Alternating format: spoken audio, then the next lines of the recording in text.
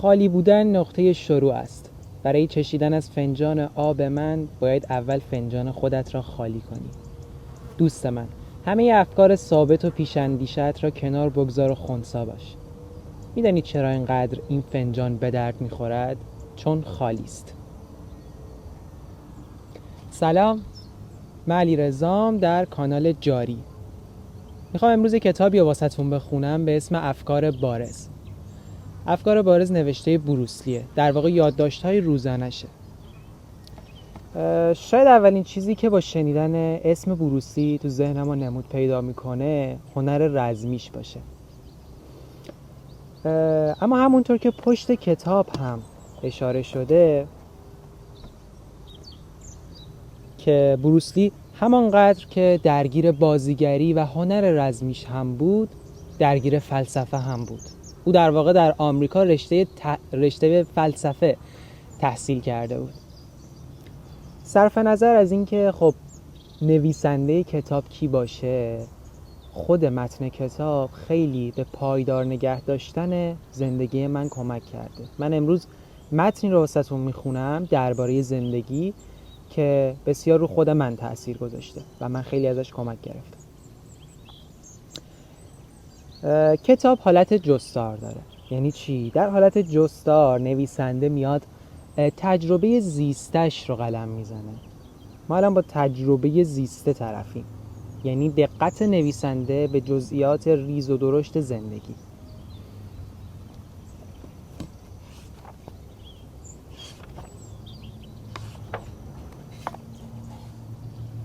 ما فصل اولین نوشته. خالی بودن نقطه شروع است. برای چشیدن از فنجان آب من باید اول فنجان خودت را خالی کنی. دوست من، همه افکار ثابت و پیش‌اندیشه‌ات را کنار بگذار و خنثی باش. میدانی چرا اینقدر این فنجان به درد میخورد؟ چون خالی است.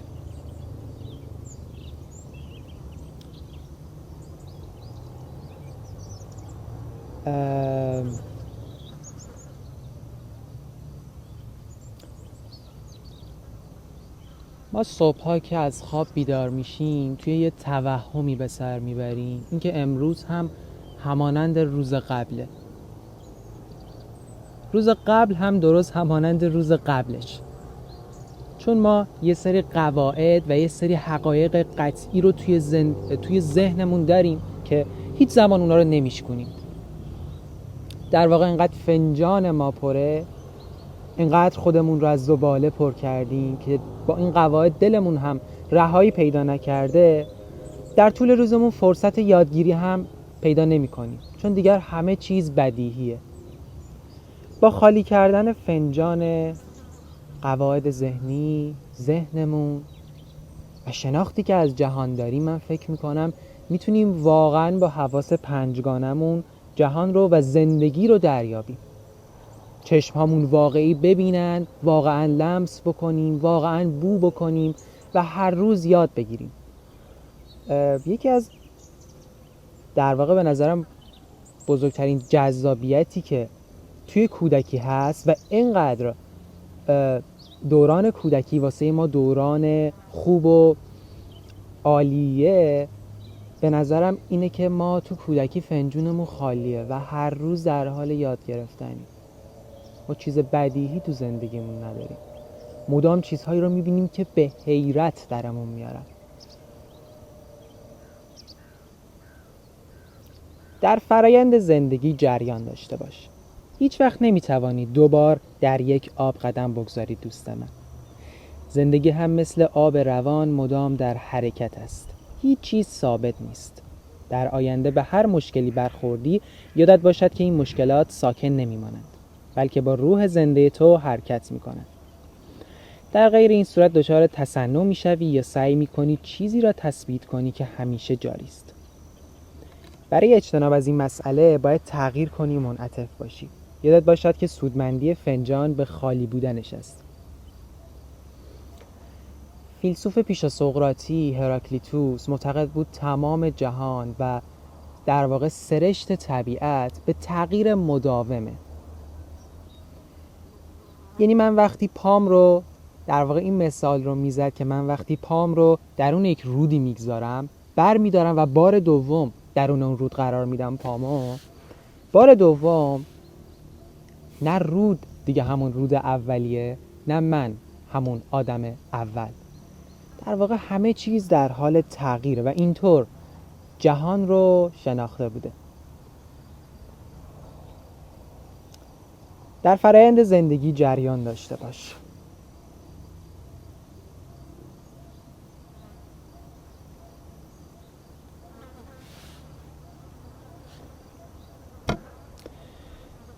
زندگی هیچ سرحدی ندارد. زندگی وسیع و بی انتهاست. هیچ مرز و سرحدی وجود ندارد.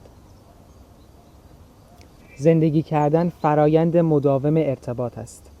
زندگی کردن فرایند مداوم ارتباط است. پس از لاک انزوا و نتیجه گیری بیرون بیایید و مستقیما با چیزی که گفته می شود ارتباط برقرار کنید. یادتان باشد که نه دنبال تایید شما و نه تأثیر گذاشتن بر شما. پس اینطور تصمیم نگیرید که این است و آن هم آن. اگر یاد بگیرید از حالا به بعد خودتان درباره همه چیز تحقیق کنید، بی نهایت خرسند می شوم. داستان بر اینه که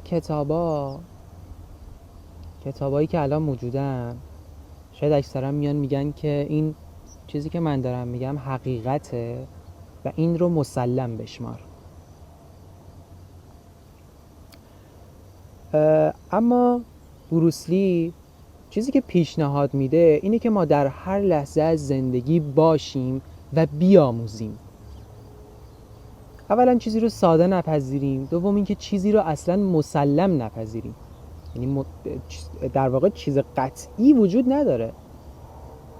ما بالاخره ضد اون چیزی که در واقع شناختی که از جهان داریم رو میبینیم و باید بتونیم منعطف باشیم، ازش یاد بگیریم، نه اینکه بشکنیم.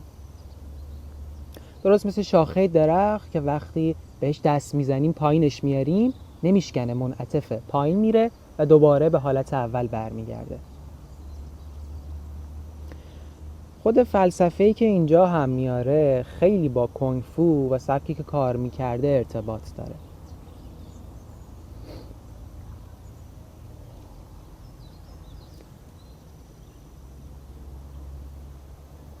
زندگی فقط هست. زندگی کردن زمانی وجود دارد که حیات در ما برقرار باشد و جریانش هیچ اختلالی نداشته باشد. چون کسی که زندگی می کند به زندگی کردنش آگاه نیست. به زندگی کردن خود آگاه نیست و حیاتی که او میزید در همین برقرار است. زندگی می کند و در جریان زنده هیچ سوالی مطرح نمی شود. این باز برداشت خودتونه. دلیلش این است که زندگی اکنونی زنده است. پس برای زندگی کردن با تمام وجود باید بدانیم که زندگی فقط هست. متوجه این نکته باش که آدم فقط برای خودش زندگی می کند، نه برای چیزی. معنای زندگی این است که باید آن را زیست، نه اینکه تغییرش داد و برایش مفهوم ساخت و آن را به شکل الگویی از نظام‌ها درآورد. اینجا هم دقیقاً همون چیزی بود که صفحه پیش داشتیم. اینکه باید لحظه به لحظه رو بود تا معنای زندگی رو درک کرد، نه اینکه براش بیایم یک مفهوم بسازیم و اون رو به شکل الگو در بیاریم. زندگی اثر احساسات است. زندگی همان چیزی است که احساساتمان بر سرمان می‌آورد. معنای زندگی به طور کلی هدف من از برنامه ریزی و کنش پیدا کردن معنای حقیقی زندگی است، یعنی آرامش ذهن. برای رسیدن به آرامش ذهن آموزه تجرد تائوئیسم و زن ارزشمند است. راز زندگی در این جمله است: انسان همان چیزی است که در قلب خود می‌اندیشد. جیمز آلن گفته انسان به معنای واقعی همان چیزی است که می‌اندیشد.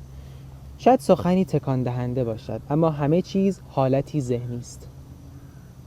شاید جهان در ذهن من نمود پیدا می‌کند، میشه اینطور برداشت کرد، و انسان به معنای واقعی همان چیزی است که می‌اندیشد. یه خط عجیب تو کتاب هست که من واقعا متوجه نمیشم معنیشو و نمیدونم چرا باید اینجا باشه. اگر این متن از روی نوشته‌های شخصی بروسلی باشه، من فکر میکنم خب بروسلی هر آنچه که براش معنی داشته رو نوشته. اولا خیلی متن دلی داره، دوم اینکه بعضی از جملات هستن که مشخص نیست چی داره میگه، که به نظرم درباره نوشته شخصی اصلا ایرادی نداره. من حالا این خط واسهتون میخونم. معنا در رابطه یافت میشود. معنا رابطه میان جسم پیش زمینه و پس زمینه است. بریم خط بعدی.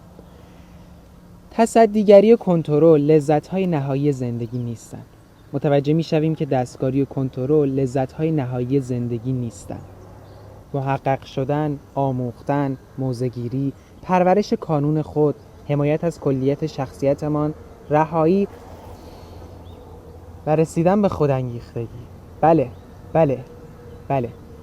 جوهر زندگی، جوهر حرکت آزاد روح، جوهر نخستین. آفتابی شده. خشونت بخشی از زندگی است. باید به یاد داشته باشیم که خشونت و تهاجم حالا دیگر بخشی از زندگی روزمره‌اند. آنها را در تلویزیون هم می‌بینیم. نمی‌توانیم وانمود کنیم که وجود ندارند. اصل زندگی. زندگی هیچ وقت رکود نیست. حرکتی مداوم است. حرکتی غیر موزون و تغییر پیوسته. چیزها با حرکت زندگی می‌کنند و در حرکت قدرت می‌گیرند. گاهی زندگی ناخوشایند است. زندگی فرایندی همیشه جاری است و گاهی در مسیر مسائلی ناخوشایند پیش می‌آیند که ممکن است زخمی از خود به جا بگذارند. اما باز هم زندگی در جریان است و مثل آب روان اگر از جریان بیفتد مانده و فاسد می‌شود. با شجاعت ادامه بده دوست من، چون هر تجربه به ما درسی می‌دهد. همینطور پیش برو، چون زندگی طوری است که گاهی خوب است و گاهی خوب نیست. وقتی زندگی ما میگنده و هر روزمون شبیه به روز قبلی میشه، یه جورایی ما این که جلوی سد جاری رو گرفتیم. ما جلوی رود جاری زندگیمون و اون اتفاقات و در واقع اون ریتم و اون ساز رو گرفتیم و دیگه رقصمون نمیاد و دیگه نمیتونیم انگار زندگی بکنیم. زندگی در جریان است و مثل آب روان اگر از جریان بیفتد مانده و فاسد می شود.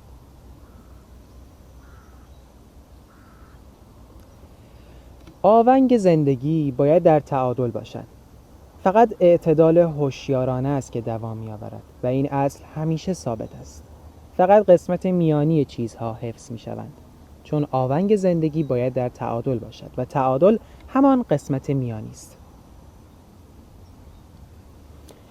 انعطاف زندگی است. منعطف باش. زنده بودن یعنی نرمی و انعطاف داشتن. وقتی آدمی میمیرد سخت می شود. انعطاف زندگی است و سخت شدن یعنی مرگ.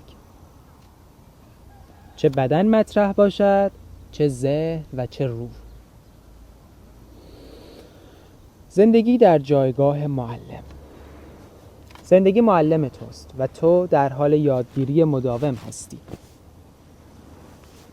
زندگی کردن آفرینش است. زندگی کردن ابراز کردن است و برای ابراز کردن باید آفرید. آفریدن هیچگاه صرفاً تکرار نیست. زندگی کردن ابراز کردن آزادانه خود در آفرینش است.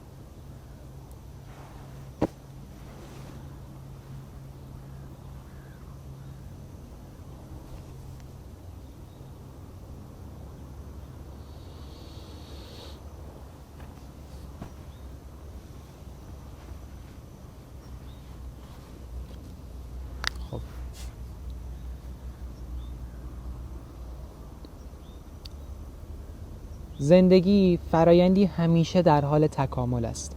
پس آدم باید در فرایند جریان داشته باشد. و کشف کند که چطور خودش را محقق کند و گسترش دهد. پس زندگی فرایندی همیشه در حال تکامل است. آدم باید در این فرایند جریان داشته باشد و کشف کند چطور خودش را محقق کند و گسترش دهد. یگانگی تمام زندگی حقیقتی است که فقط زمانی میتوان آن را کاملا درک کرد که باورهای نادرست مبنی بر خودی مجزا که سرنوشتش را میتوان جدا از کل در نظر گرفت برای همیشه از میان برود. ببین، رساندن این فکر خیلی، در واقع درک کردن این چیزی که داره میگه برای من بسیار دشواره. یگانگی تمام زندگی حقیقتی است که فقط زمانی میتوان آن را کاملا درک کرد که باورهای نادرست مبنی بر خودی مجزا برای همیشه از میان برود. یعنی من جزء کلیت نظام هستیم و جزئی از نظمم. هر آنچه که وجود داره من جزئی ازشم و همانطور که پیش میره من هم با اون پیش میرم. یه جورایی اگه سرشت طبیعت اینه که در حرکت مدام، اگر فکر من بایسته روحم آزرده میشه و میپوسه فکرم و زندگی دیگر زندگی نیست.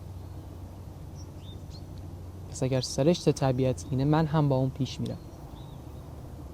حرکت. این قسمت هم قشنگه. ببخشید من این نظرمو میگم. زندگی کامل زندگی ساده است. زندگی کامل زندگی ساده است. زندگی ساده حیات بی آلایش است که در آن سود کنار گذاشته شود، زرنگی رها شود، خودخواهی از بین برود و هوس‌ها کاسته شوند. حیات کامل است که ناقص به نظر می آید و آکندگی که خالی به نظر می رسد. حیاتی است به روشنی نور اما کور نمی کند. خلاصه حیاتی با هماهنگی، وحدت، رضایت، آرامش، تداوم، روشنبینی، صلح و زندگی طولانی است. پس زندگی کامل زندگی ساده است. زندگی ساده حیات بی آلایش است که در آن سود کنار گذاشته شود، زرنگی رها شود، خودخواهی از بین رود و هوس‌ها کاسته شوند. حیات کامل است که ناقص به نظر می آید و آکندگی که خالی به نظر می رسد. حیاتی است به روشنی نور اما کور نمی کند. خلاصه حیاتی با هماهنگی، وحدت، رضایت، آرامش، تداوم، روشنبینی، صلح و زندگی طولانی است. و داریم به انتها نزدیک میشیم. همان چیزی که در ابتدا بهش اشاره کردم، زندگی را باید لحظه به لحظه درک کرد. زندگی چیزی است که پاسخی برای آن نیست. باید زندگی را لحظه به لحظه درک کرد. پاسخی که میابیم ناگزیر در تطابق با الگوی چیزی است که فکر میکنیم میدانیم.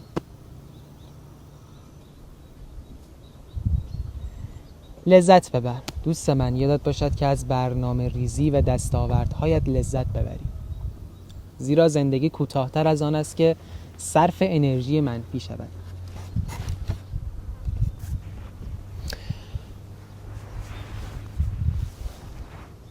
اینجا پر اسبه، یعنی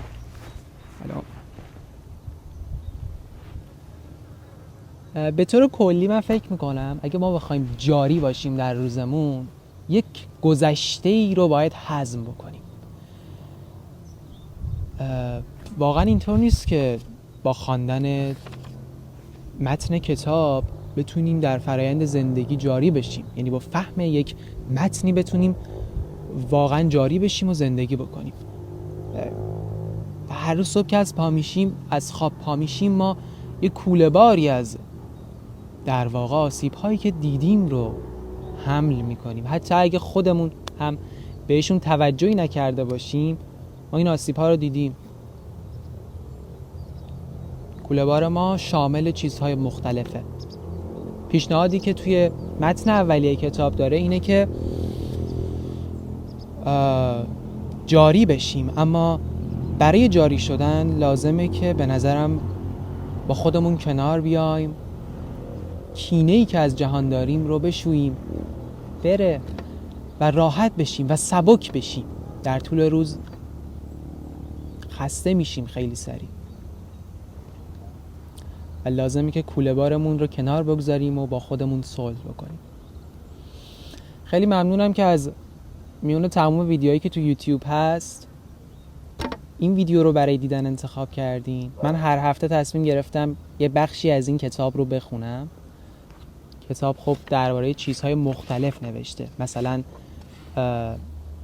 تجربه بروس لی درباره بازیگری، هنر رزمی، یین و یانگ و موضوعات مختلفی که توی ذهنش بوده.